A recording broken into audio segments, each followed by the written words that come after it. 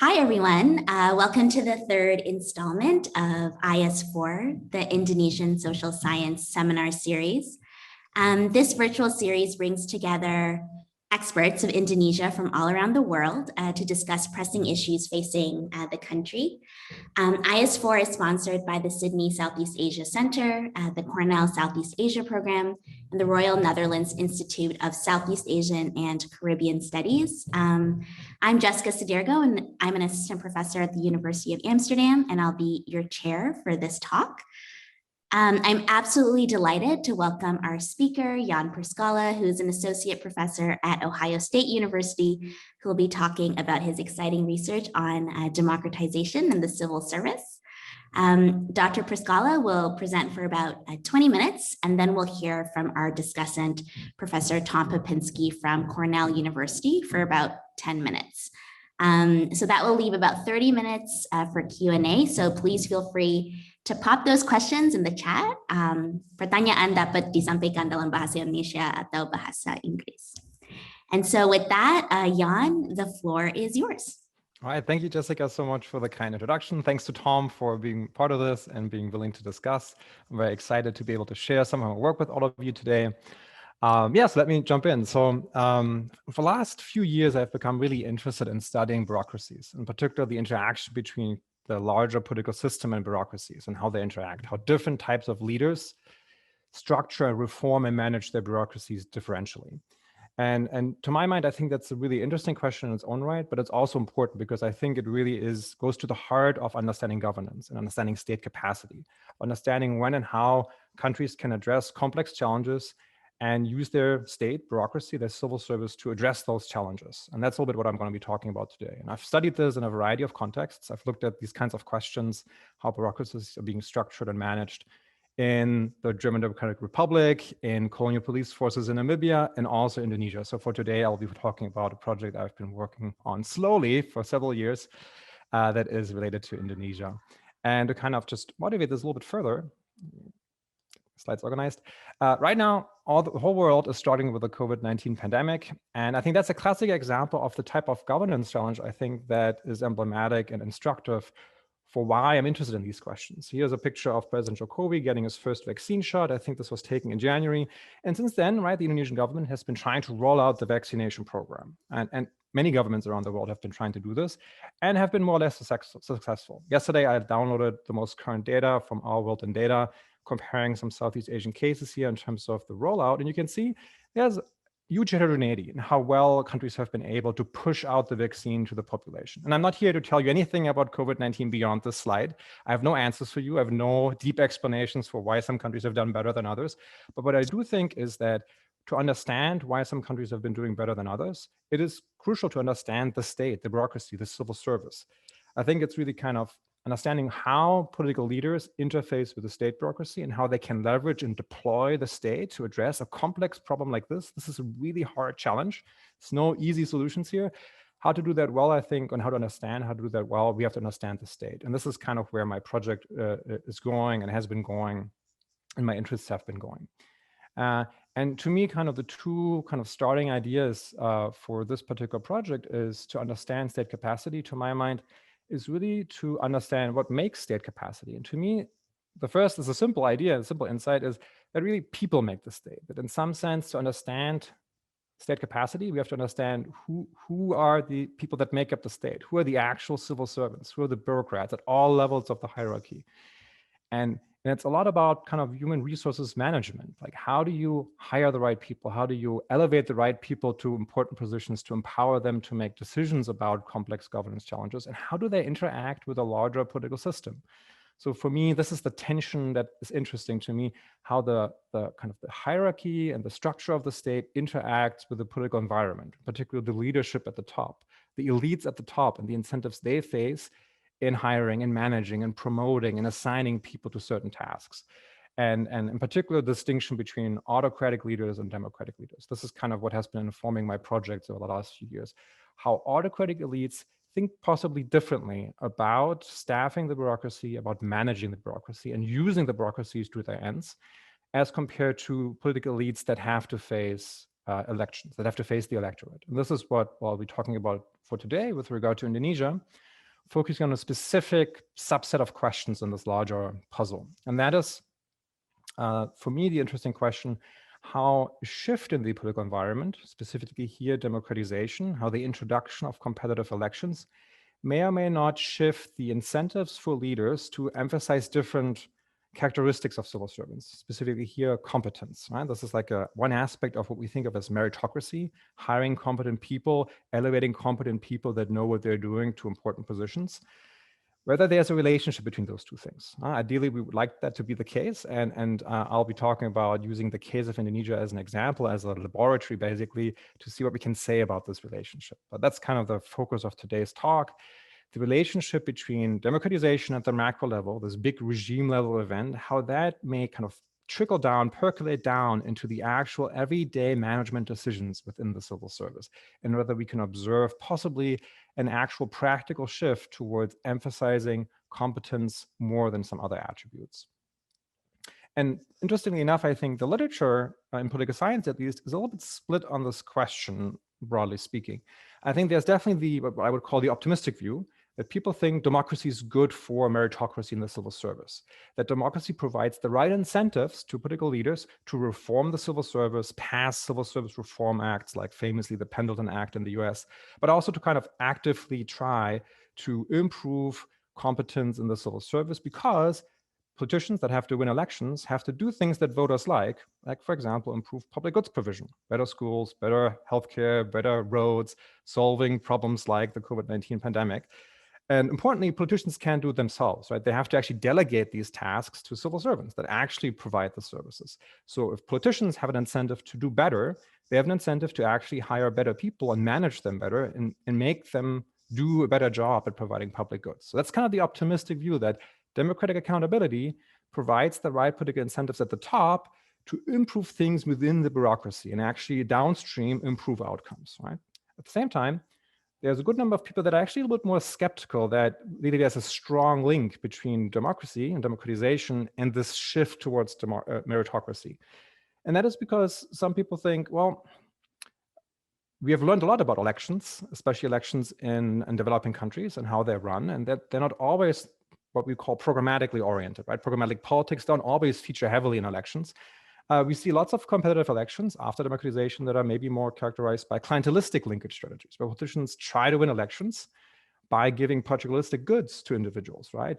Where maybe we might be worried that democratization might actually politicize the bureaucracy more so than before.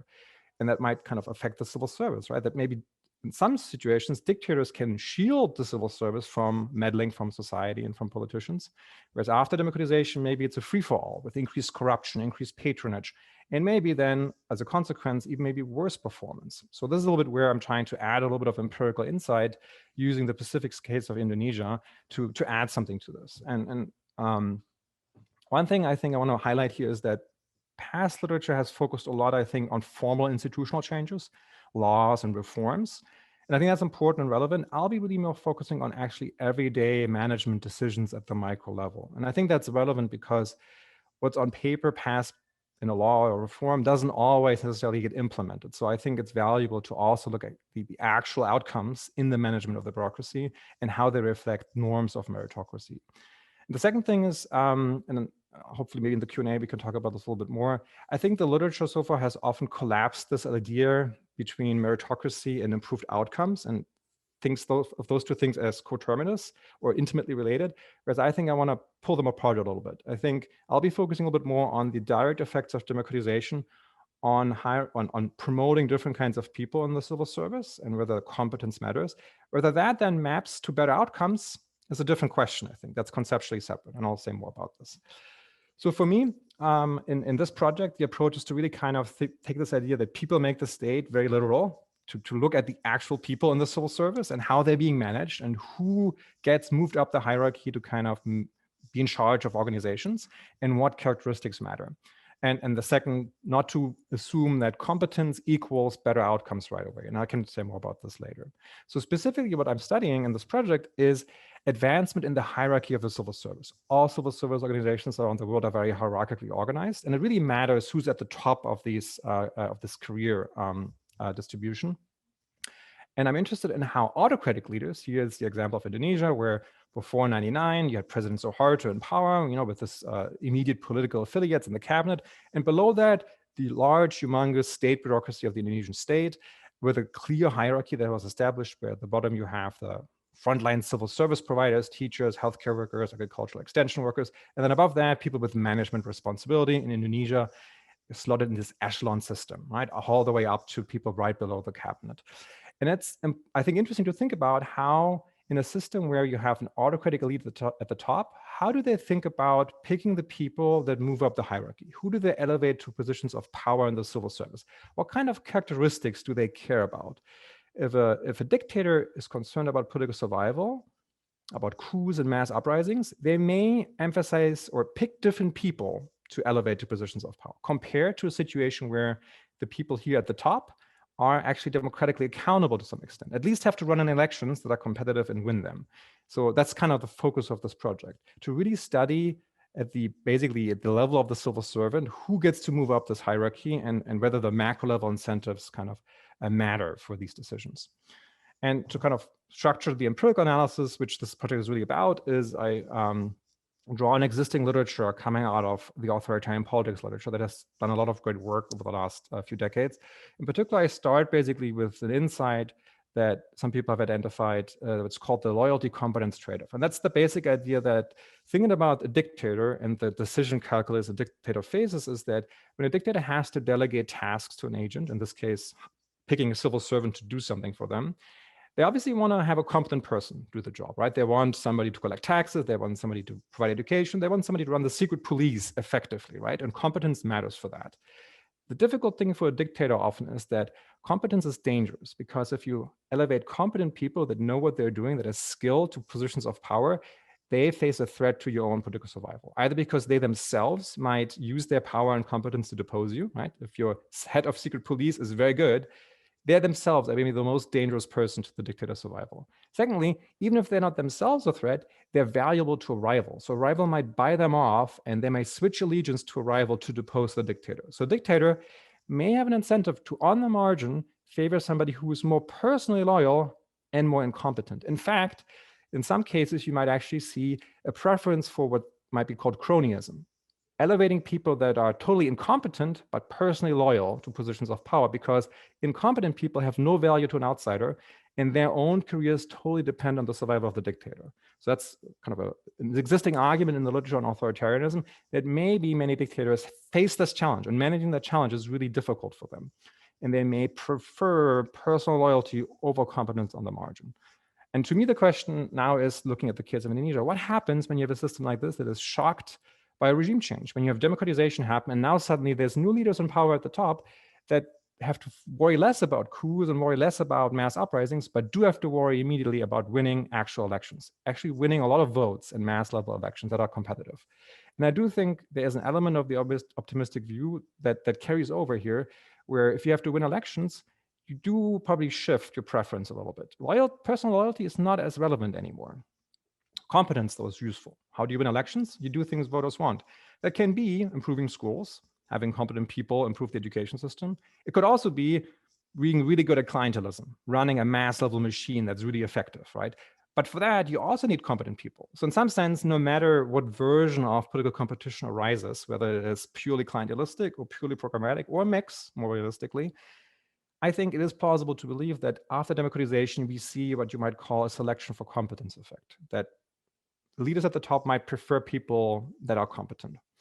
What are the observable implications? Well, here I have to rely on a proxy, the thing that I can actually observe in the data, and that is I'm going to be looking at the returns to education. Now, that's not crazy. There's a long literature in labor economics that looks at education as a okay proxy for skills and ability. So the baseline expectation to see whether that shakes out, whether after democratization we see an increased return to educational attainment when it comes to moving up the ranks in the civil service hierarchy. I have a couple other implications, I think, that come out of this argument that I don't want to focus on too much because we don't have that much time, but I'm happy to talk about in the Q&A. I don't think this maps right away into quality of service provision. I think that's a separate question that I'm happy to talk about later. And I also think it changes a little bit how maybe these political elites in democracy think about managing their civil servants. If they can't rely on loyalty, they might have to rely on other tools to make sure bureaucrats do really what they want. But I'll be focusing right now mostly on this returns to education. So I'll be looking at this specifically in the case of Indonesia, which I think is a really wonderful test case for studying this question. We had for a long, long time a very stable, authoritarian, centralized regime with Suharto at the top. The state really mattered. The civil service mattered as a tool for regime survival. We had an established structure, and certain incentives were in place to elevate people of power to support this regime. And what's interesting about the Indonesian case is that we have this shock happening in '98 with the Asian financial crisis that topples the regime and leads to a somewhat unexpected transition to democracy. So it's, I think, a useful test case for this kind of question, because the state structure stayed in place. The same civil servants stayed in their jobs. There wasn't a lot of turnover in the civil service.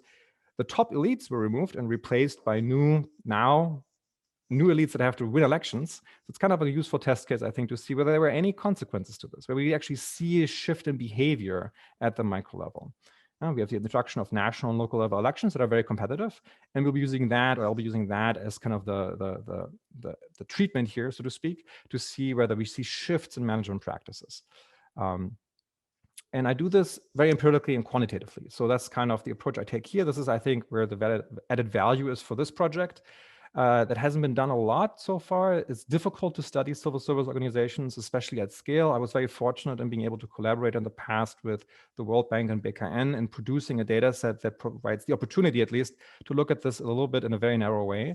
We worked together to put together a fairly comprehensive data set of over 4 million Indonesian civil servants with some really basic information on them, but at least enough information that lets us speak to this question. So we have information on a lot of civil servants in Indonesia, on the basic descriptive characteristics, including the educational attainment, but also importantly, the whole career history. So we can actually look back into people's lives and trace back their whole careers to the time period right before '99 and right after, to see kind of how career trajectories may have shifted before and after '99. That's kind of the idea of the study, to compare civil servants to each other around this time period of 1999 and see whether we see any structural shifts in how education is being rewarded when it comes to advancing in the hierarchy of the civil service. So we're working here with like a panel data set that we constructed, looking back and doing essentially, as I'll talk about, a difference in difference analysis. And I'll be looking at particularly the returns to education. Here's just some descriptive statistics. We measure education with a qualitative indicator, but here I scored it basically from 1 through 6.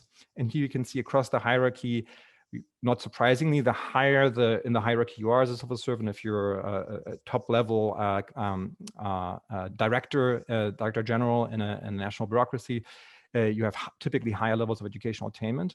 The question to us is whether the returns to education have shifted around 1999. So we'll be doing this in the difference in difference setting, where we're going to be comparing these civil servants to each other, in particular the changes in the probability of promotion before and after '99.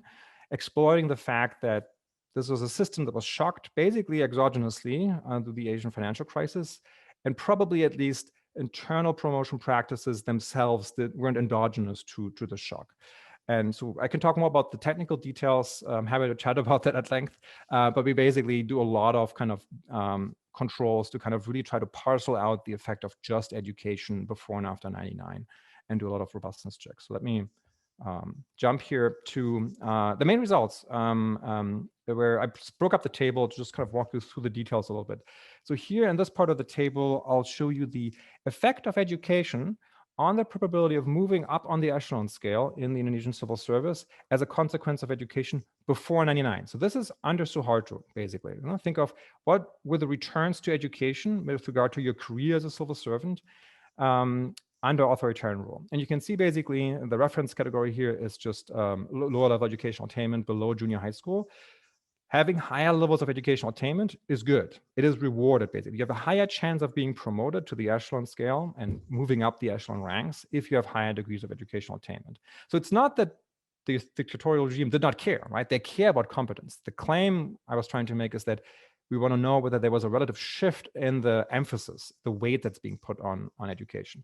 And nicely enough, you see the effect is increasing in educational attainment, right? So having a master's degree was even more valuable than just finishing a college degree, or having just a year of college education. So now the next step is to see, okay, I did this shift. Was there any change in this kind of baseline positive effect of educational attainment? And it turns out, here's the second part of the difference in difference. This is the difference in difference effect here. This is the change that these different educational categories experience after 1999. And you can see basically across a whole number of model specifications, and I did a lot more robustness checks on top of that. We see basically positive increases in so this is basically the amount that the premium increases on top of the baseline effect after 99. We see again that it's nicely ordered, right? It's useful to finish high school. It's useful to get a few years of college in, but it's even more useful to get a master's degree or a PhD.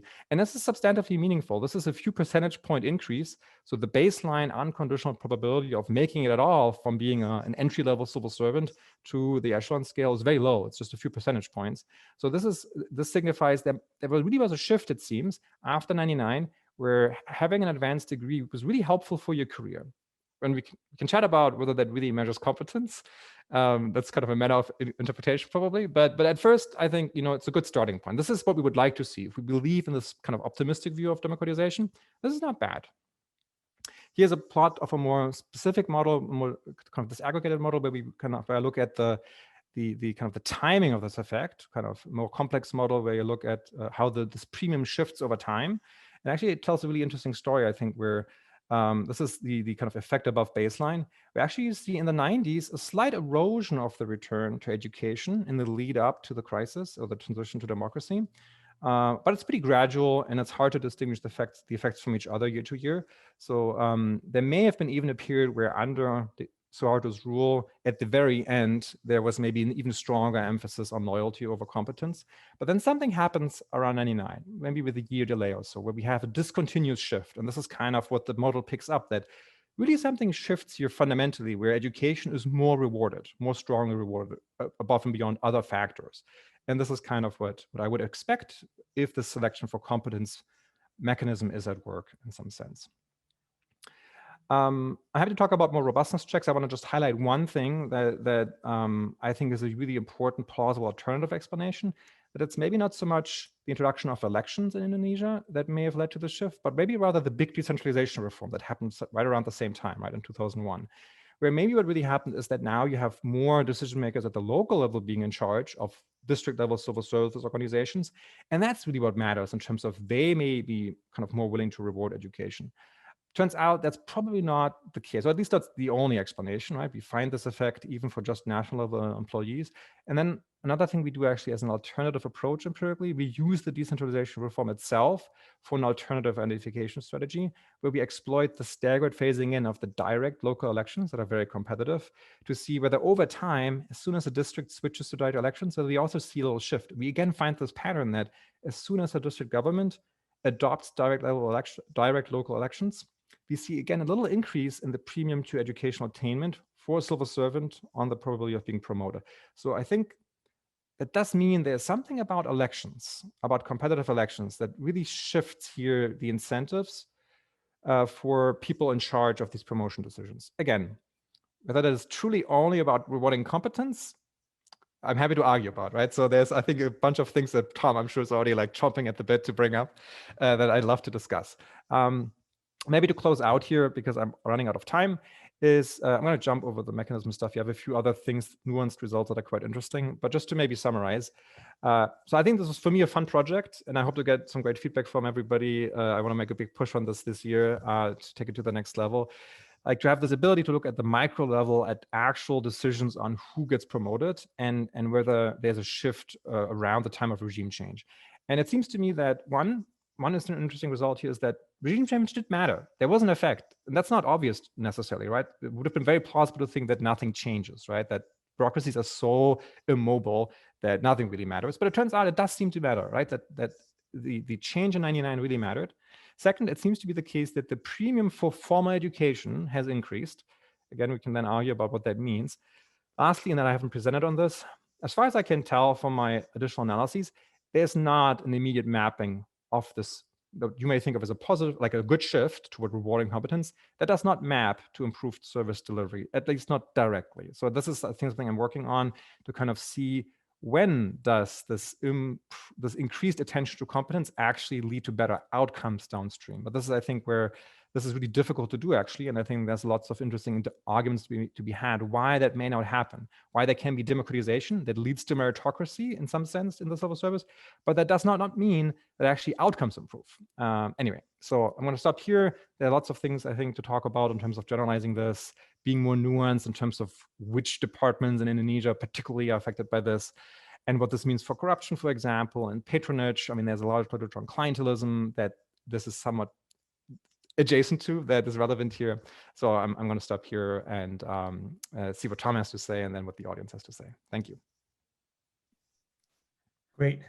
Thanks, Jan, for this remarkable presentation. I'm going to spend maybe a minute or so singing praises of what you've done here, because I think it's really important for us to grapple with how comprehensive, high quality, and important the results are. And then I'm going to spend maybe 3 minutes, 3 or 4, talking about some of the questions that Jan raised himself about how to interpret the results and what they mean.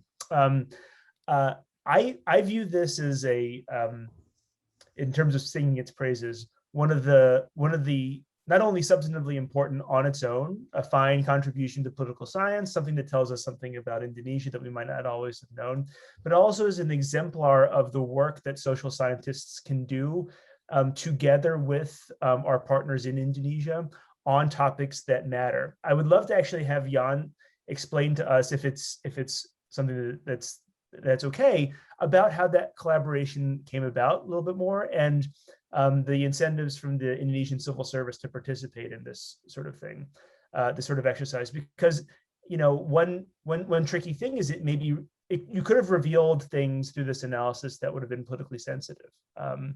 And I think it's probably one of the consequences of Indonesian democratization is not only this change in the returns to education that you've identified, but also the variability to study it in the first place. Probably something that wouldn't have been possible early on, or under the Suharto regime. And I'll also note here that the analysis is carried out at a very, very high quality. Conditional on the data that's available, I think we have a remarkably careful analysis. You know, the theoretical and conceptual development focuses on loyalty versus competence. It's impossible to measure competence across 4 million plus people, but focusing on education is a really good first step. And the analysis, in particular, that one that shows year by year estimates of the returns on education, how they jumped discontinuously in 2001, I think that's a really important finding, and it shows us some of the work that we can do using our quantitative tools to talk about substantively important things. So I'm a tremendous fan of this project, and I look forward to seeing what happens next. I'll talk a little bit now about some of the challenges that Jan raised about how to interpret this. And you know, it's there's generally 2 ways that one can go when we're working with data of this form. One is to say, well, you need to collect even better data on even harder to measure things. And the other thing is to say, can we perhaps rule out some alternative interpretations of what's been found just by having an interview with somebody who was responsible for writing the rules. It could be that there's an interpretation here that we can rule, an uninteresting interpretation that can be ruled out simply by a piece of qualitative evidence. And Jan's well positioned to figure this out when we're back to doing things in person. The real sort of conceptual question for me is on the relationship between loyalty and competence under Suharto versus his successors. Loyalty and competence, that this trade-off, I believe it, I believe that there's generally a trade-off between loyalty and competence that exists under all regime forms. I believe it's relatively a starker trade-off under authoritarian regimes on average than in democratic regimes on average. So I have no problem with that lead up. I would like to see Jan in the fully written up version of this describe what that looked like, especially in the first years after democratization.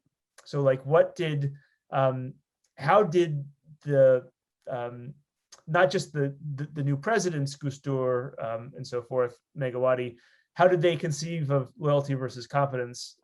Because in various ways, you wouldn't identify them as fundamentally concerned with competence over loyalty in some fundamentally different way than anybody else would be. But perhaps this shows up not so much in the identity of the president, but in the identity of the local elected officials. And so that, I think, is something to really characterize as much as possible. What did it mean? What did local politicians suddenly start to believe more than they had previously, that delivery was that the trade-off between getting services to the people or implementing bureaucratic tasks correctly was different than having somebody who would back you up no matter what you said. Because I don't believe that local politicians in Indonesia or anywhere else stop caring about that altogether, but help us understand what that trade-off looks like. And so that's an exercise that's probably best done qualitatively. So there's no extra quantitative data to collect probably to figure this out. It could be, Jan didn't have time to walk us through all the mechanismic evidence. It also could be that the mechanismic evidence that's available in the data set already can help us to get at some of those things. And if we have time, I'd invite Jan to tell us more about those. Now, the other thing is thinking about how we interpret the returns to education. And here's where another piece of qualitative evidence might be very helpful. I don't know off the top of my head how consistently internal administrative regulations are applied in Indonesia or anywhere else. I know my sister works, for example, for the Food and Drug Administration in the United States. It's very hard to not implement a guideline that has been given to you. It's not just that it's illegal, it's just that the entire system exists to implement it in a particular way, and changing the identity of the person at the top won't affect that. I mean, you really need a Trump to try all you can do is disempower people from making any decisions. You really can't get people to violate implementing regulations and guidance. So I wonder if it was always the case that there should be returns to education, and they were just not implemented under the Suharto regime. There are internal guidelines that need to be followed, and they just weren't.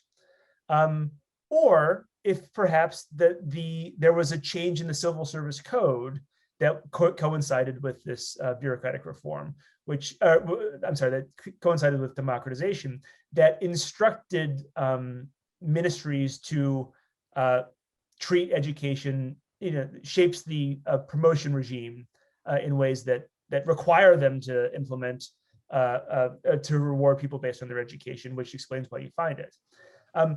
Those are sort of rather uninteresting interpretations of this finding, right? It's not that democracy doesn't matter, but it matters in a very different theoretical way, right? Democracy encourages people to do specific things, and bureaucracies to operate in specific ways that are not about figuring out how to reward people for doing the right job, but following the laws and regulations that have been written down, or writing new laws and regulations to correspond with the directives from above. And I do think it's possible to interpret the latter.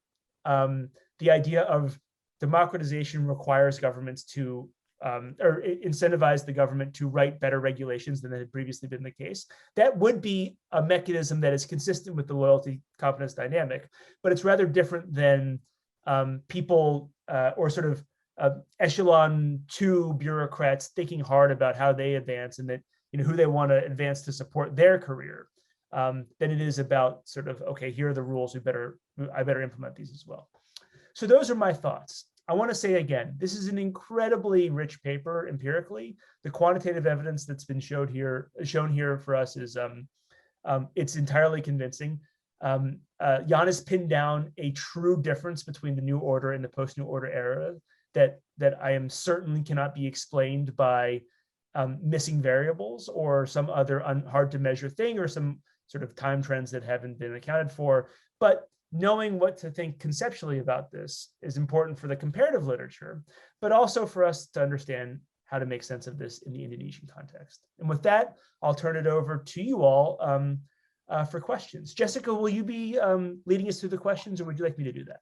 I can lead everyone through the questions, but before we do that, maybe we can give Jan an opportunity to respond to some of Tom's points. Yeah, sure. I'd love to.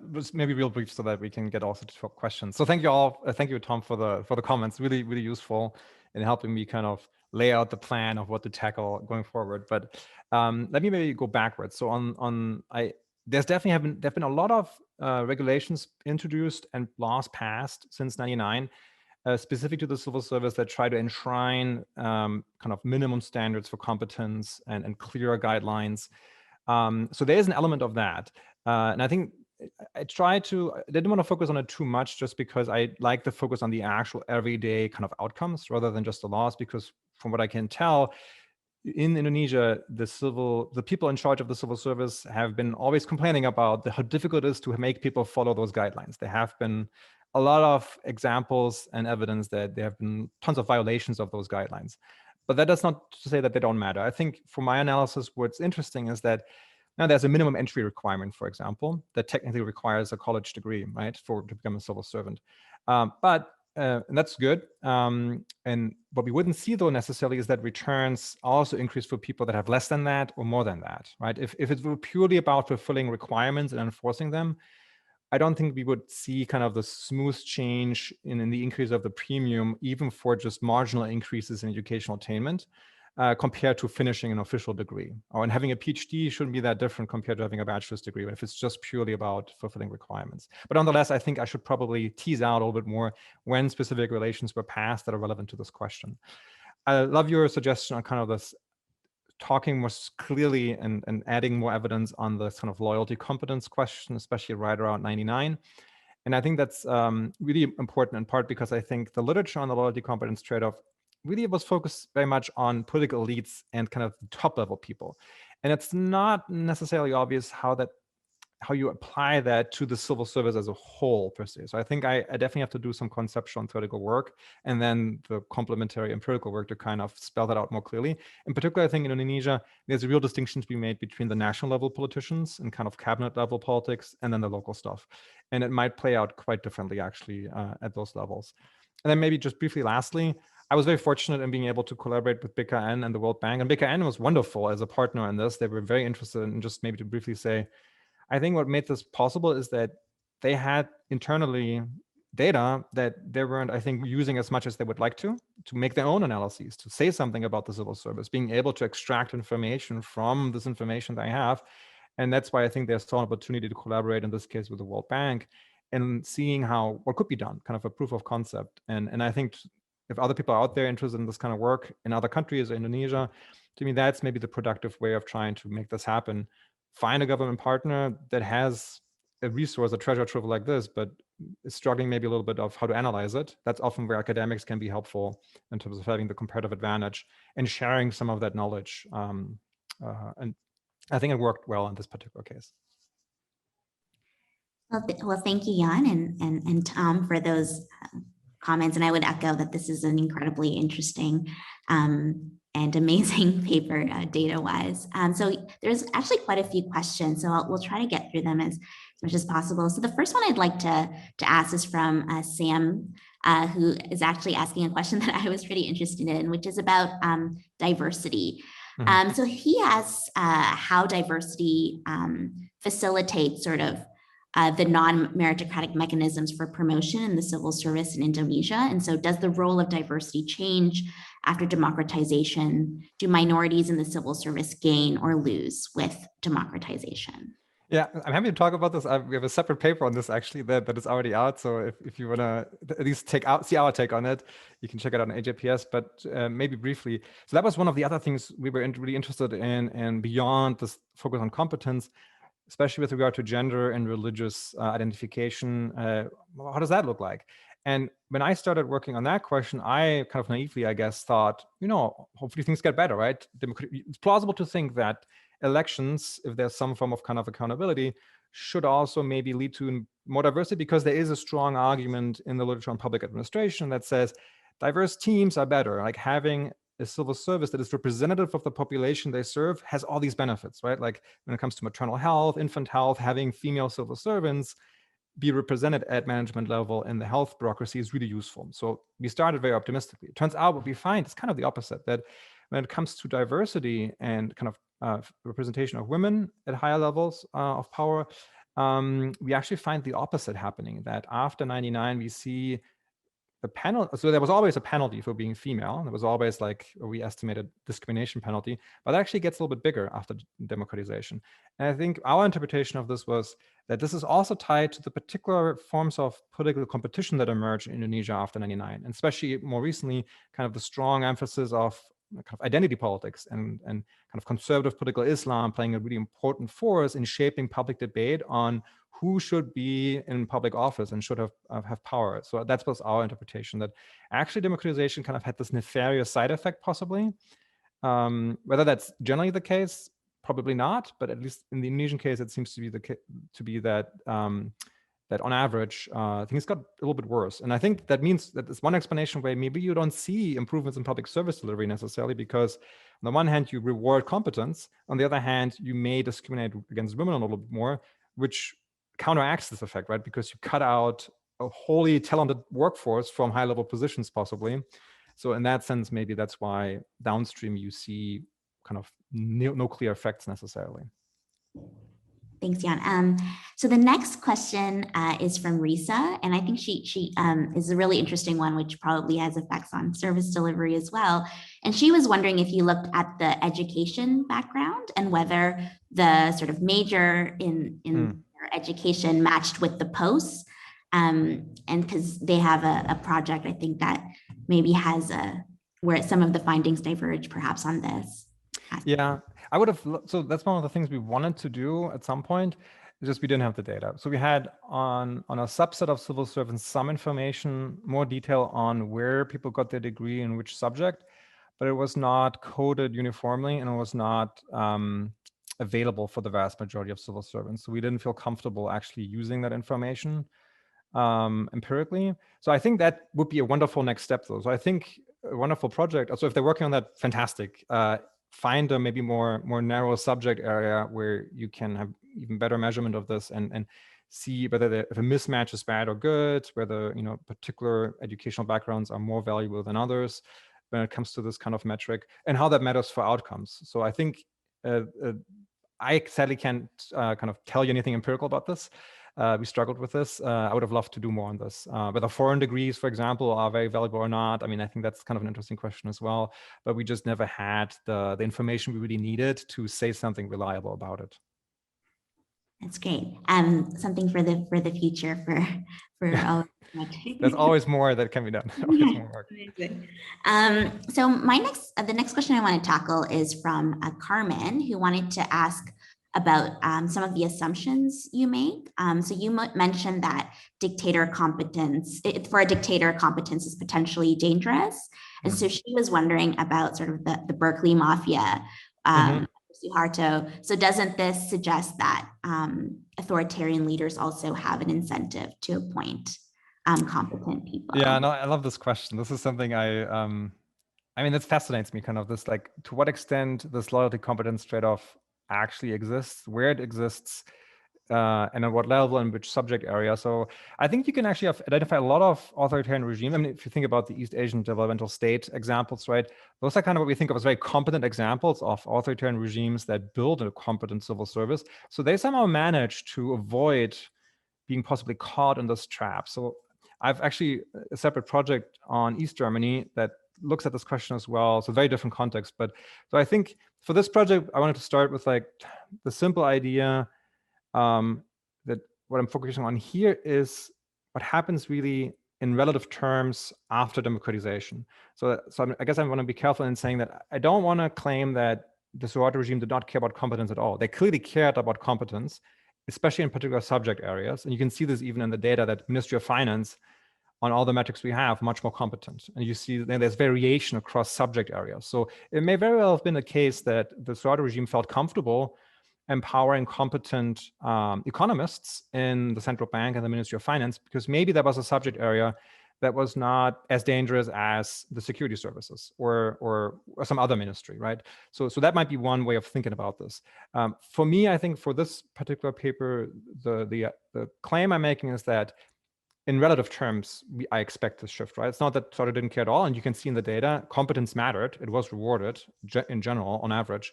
It's just that after democratization, it seems matters even a little bit more. But I think maybe the way forward is to be subject area specific. So that's obviously where Indonesia is wonderful, because you have so much heterogeneity geographically and by subject area in terms of the ministries. It would be actually great, and I haven't really done this in detail, to look at the shift in the education premium by ministry, for example, or by district government or region or province, to see which parts of Indonesia kind of really saw this shift, and in which ministries maybe you saw the shift most. I mean, qualitatively, it seems the Ministry of Finance did best with internal reforms, for example, under Sri Mulyani, and like really making meritocracy happen more than some other ministries. They're more well known to be maybe a little bit more corrupt, maybe a little bit more affected by patronage.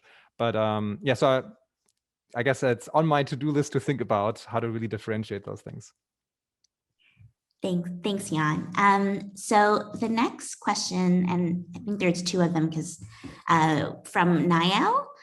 So his first question is whether the increase in the premium of education is because leaders want to show voters that they prefer technocrats to politicians, and whether there's a sort of a problematic association with politicians. And then his second question was more technical, which is whether it's possible to run time to event analysis for pre-1999 and post-1999, and whether that might help, I guess, your article.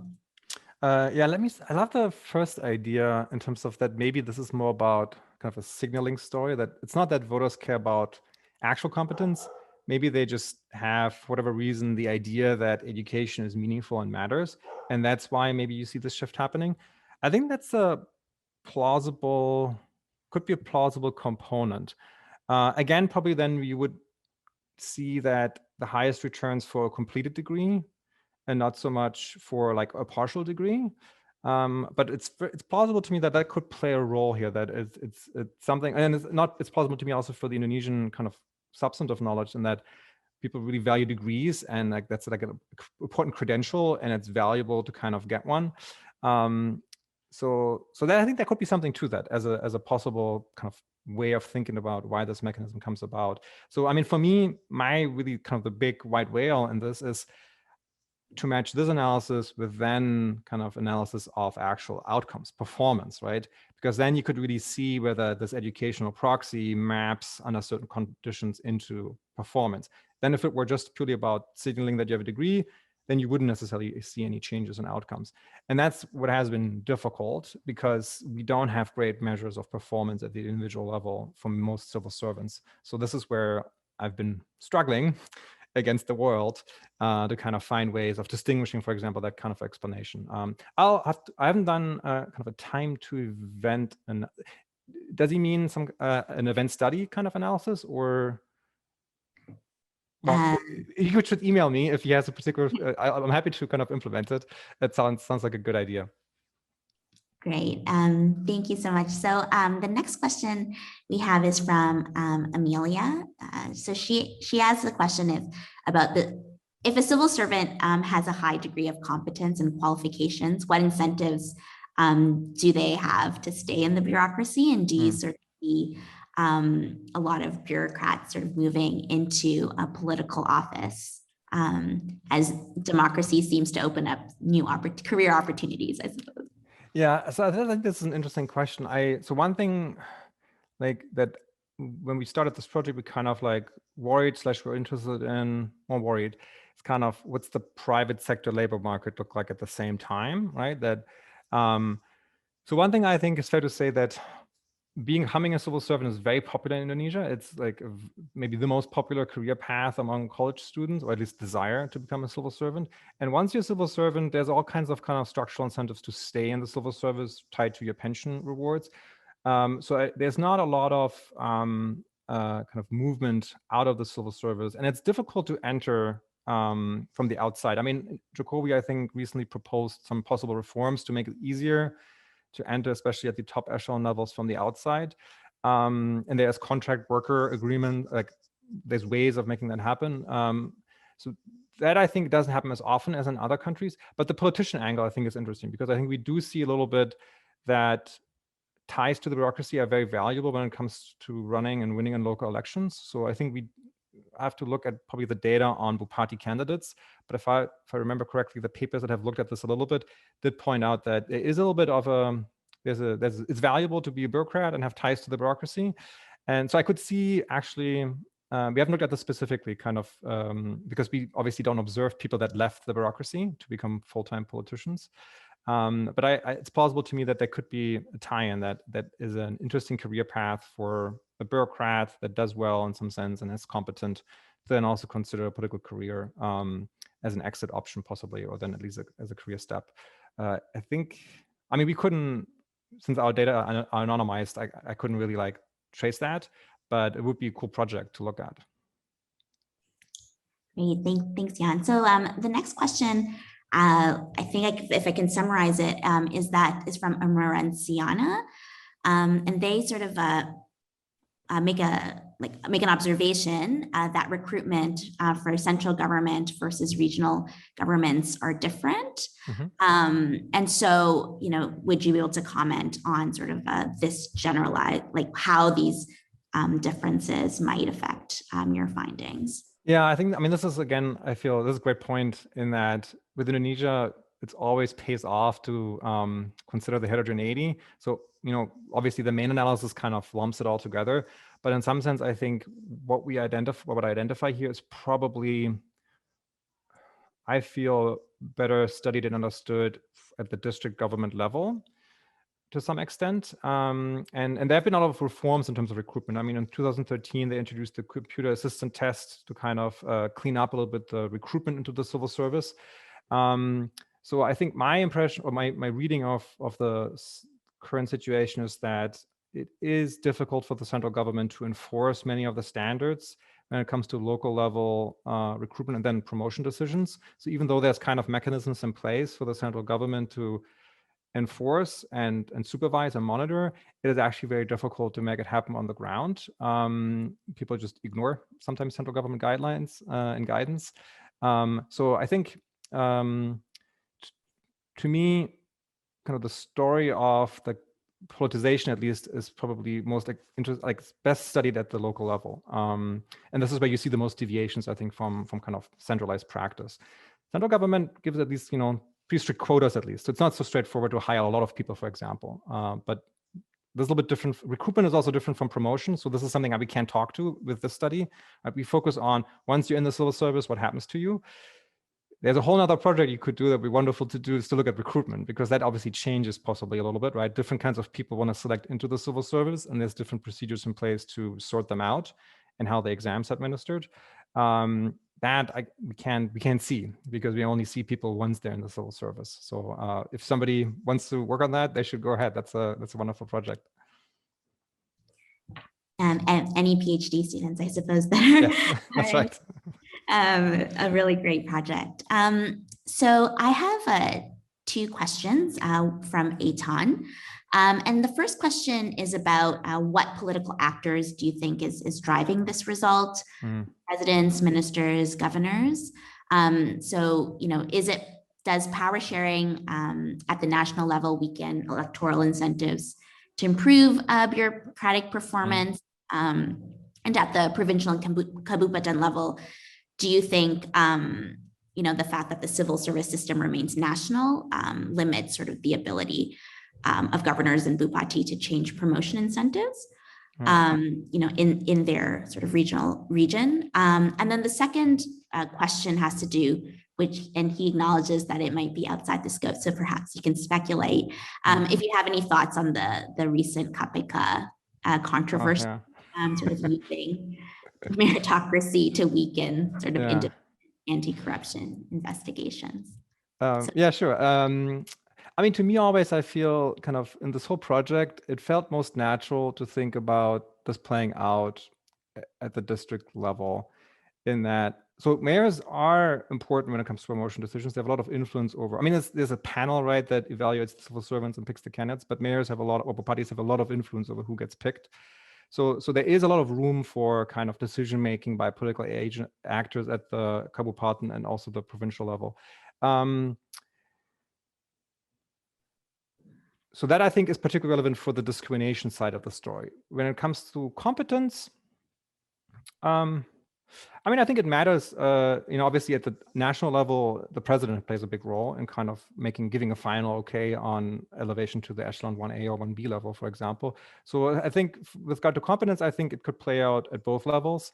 But with regard to some other aspects around this promotion procedure, to me, it seems to be the case that a lot of interesting action when it comes to the political system interacting with the management of the bureaucracies at the district level.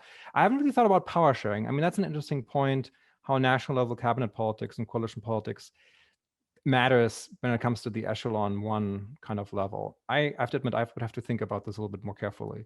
On the second point, I mean, above and beyond just being an observer, I guess, and reading about it, I mean, this is, I think, an organization like the KPK is interesting, I think, because it is kind of globally a more recent type of civil service organization that has been created in Indonesia and many other places.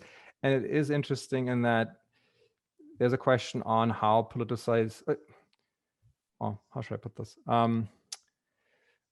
So the current reforms, I think the current move to kind of neuter the KPK is in some kind of normative sense bad. But I think there's an interesting kind of research question here is how different types of political systems create independent anti-corruption agencies and how they're being used for political ends all the time. It's just sometimes we agree with the politicians that use them to their political ends by investigating only particular types of politicians that are on the other side of the political spectrum. So either in terms of, I think, civil service meritocracy, this seems like a bad thing, but I don't have any kind of particularly great insight about what to do about it and beyond it not being a good thing. So, but it doesn't seem to be the case that there's enough political pressure to undo these changes, at least from what I've read recently. So that's unfortunate. Yes, thanks. So we have a time, I think, for one last question, and it was the second question for both Sam and Carmen. So I think it's a really great one, which is about sort of education itself. So could the increase in promoting with formal education be a function of more people having higher level degrees after democratization, and what do we know about changes in school quality after democratizations, both in sort of secondary schools, but also civil servant training schools?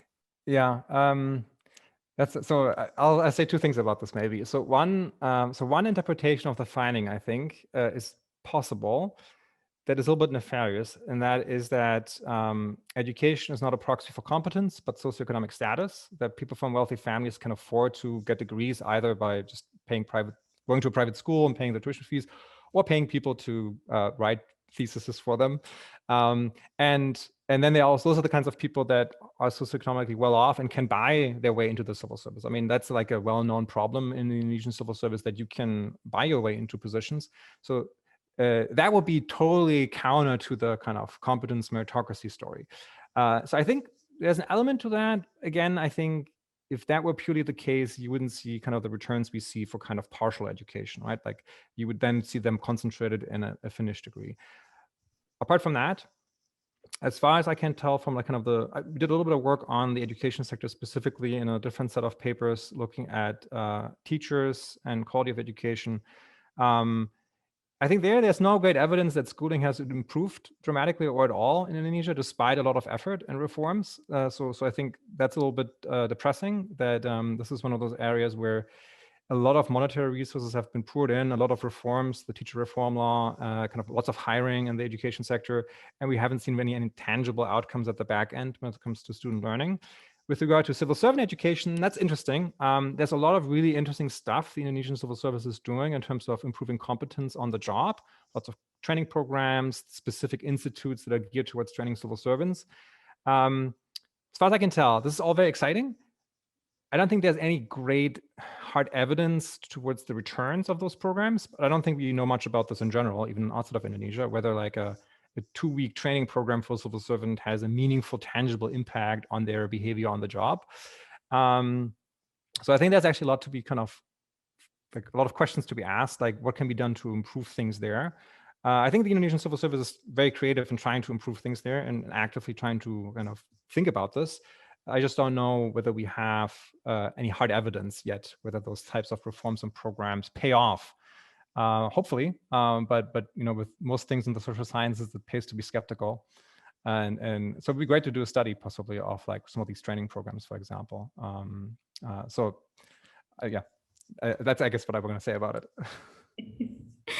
Well, thank you, Jan, for taking the time to present your work. I'm really excited to see where this goes. And yeah, it was just really so impressive what you've accomplished.